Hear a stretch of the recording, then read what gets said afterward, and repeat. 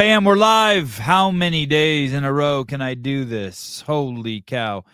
Crazy show tonight. I didn't think I was going to have anything to report. And then, of course, just do a little scratching, little digging. Just be yourself, and shit will show up onto the scene. First off, just some quick business to take care of. The extra virgin olive oil at TDC Mercantile, TDCMercantile.com. I don't know how long these cans are going to be in stock, but Dave's olive oil is back in the house, available for purchase. Last time they did not last long, so you better stop fooling around. This Instagram account has I started following. It's been popping up on my feed quite a bit before I started following it, and I started following it. It's called Seth Jump Ship and Ship Training, Jump Ship Training. And today it looks like he does a podcast or something.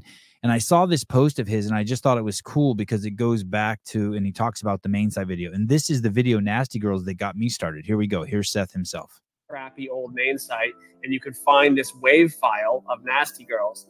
And this, along with, I don't know, 25 other original videos out of the original HQ, were like just essentially the demos that people would try to figure out what a pace of a workout looked like, what the intensity should look like, because when you're just reading the old workouts and so off the website, it's interesting to hear him talk about this. And he called it the crappy old website. The website was amazing, very easy to use, easy to navigate. But I like what this guy's doing. I've been liking all of his posts. And this goes back. He's pointing at the old days where we watched Nicole Carroll, Annie Sakamoto, and Eva T do a workout, and then we had to basically figure it out. We had to go online. We had to dig through the website. We had to figure out what ring muscle-ups were, what air squats are, what I think it was hand cleans. And you had to learn all that shit on your own. And it makes it, it made the journey of becoming a CrossFitter a wonderful experience. And I like it that he's taking us back to those roots, In other news, Athena Perez from Scaled Nation, a big name in the CrossFit community. She is on a mission to lose 100 pounds using Andrew Hiller as a personal coach. She celebrates today at 30 days. The first 30 days, she's lost 25 pounds. So congratulations to Athena, and congratulations to Hiller. It's pretty cool. It's an unlikely pair, which makes the journey even more fun. Our friend of the podcast, Hunter McIntyre, I saw him doing a box jump, and the kind of box jump he's doing here is the kind where you all right, guys, we're just gonna do some jumps. We're gonna try. You jump straight leg, and it gives you kind of the effect that you're floating. Have you guys seen people do that? It makes it look like your vertical's insane. So here he goes. Hunter's gonna do the jump. Keep it pretty vertical, not bend the knees. Notice he has the box against the wall. He's saying you don't bend your knees. Oh, that was my hand going through the wall. And he wipes out, and his hand goes through the wall. He says an expletive, and then he shows us the hole in the wall.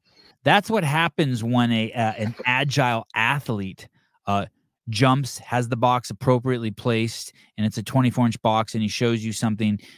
He's tough enough and strong enough, he puts a hole in the wall. Well, what's interesting is also in my feed, basically just right after that, popped up this clip, and I had to rip it and put it onto a separate account. But here you go.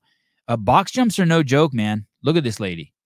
This lady jumps on a box. She doesn't have the proper agility, skill, balance to navigate this movement, and it leads to injury. So two failed box jumps with different outcomes. The good news is this video continues if you find her account, and she shows her recovery from that serious injury.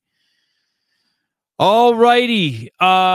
Officially, I'd like to say Jason Khalipa is officially old. Jason Khalipa, here he is working out with pants on. Now, that's the kind of thing old dudes do. That's the kind of stuff that us old guys do. We just work out in pants. And I saw he's got a couple other videos where he works out in pants now, and I'm sure he's going to like defend himself and be like, oh, these are special workout, blah, blah. Listen, you're old. Look at the shoes you're working out in. Look, you're just old. And that's okay. You're still fit, and you're brown belt, and you're an inspiration, but you're old as dirt. Okay. Laura Horvat, I think this was on RX Smart Gear's Instagram account. She has a jump rope. Yeah, you take good care for sure.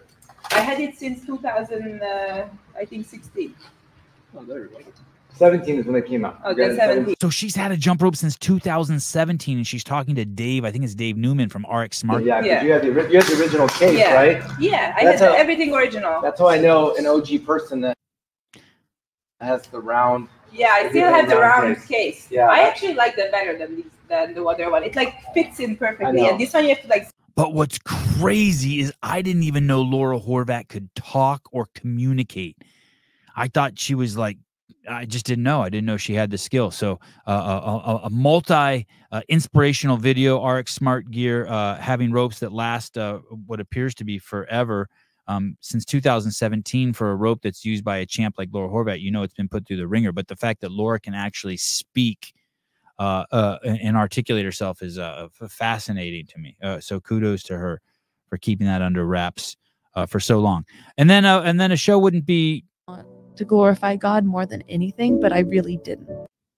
A show without some God talk. Like I was still holding so tightly to winning, still didn't have that like faith in his plan, and you know, like I couldn't let go of that. So I ended up winning, and it wasn't as joyful as I thought it would be. It was more like relief. I wanted to glorify God more than anything, but I really didn't. So